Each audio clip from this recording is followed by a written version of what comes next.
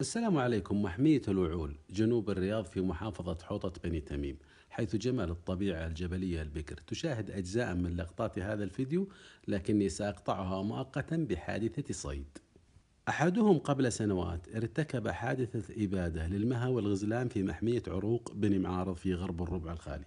هي عنوان لحالات آخرين ما زالوا يستعرضون بالعدوانية وتحدي الأنظمة، حتى أن بعضهم يستخدم بنادق قناصة خطرة بعيدة المدى، وكأنهم في جبهة حرب حقيقية.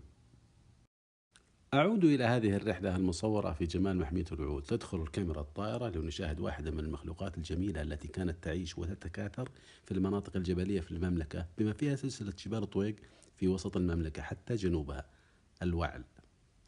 نشاهد هنا الوعل المعروف برشاقته ومرونة جسمه يتسلق شموخ جبال طويق. هذه البيئة أفلتت من توحش الإبادة. عدد محدود من أجمل غزلان العالم يعيش هنا بطبيعته دون تدخل الإنسان. غزال إدمي.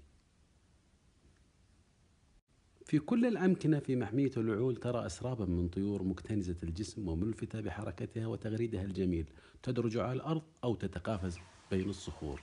طيور الحجل. لولا العداء بزعم الصيد كان يمكن أن يكون متاحا لأي واحد قضاء وقت هنا مع أبنائه أو أصدقائه، مستمتعا بجمال بيئة جبال طويق وطبيعة أوديتها وشعابها، ومسترقا النظر إلى الوبر برشاقته وحذره الشديد. الوبر بدأ يتلاشى في غير المناطق المحمية بسبب الإفراط في صيده. هنا ماء ينبع طوال العام، تأتي إليه الوعول لتشرب ثم تبتعد، لا تترك إلا آثارها الطبيعية. لو كان المكان غير محمي ربما اختفى الماء تحت البلاستيك والنفايات، ولن تشرب الوعول لأنها لا تبقى حية خارج المحميات.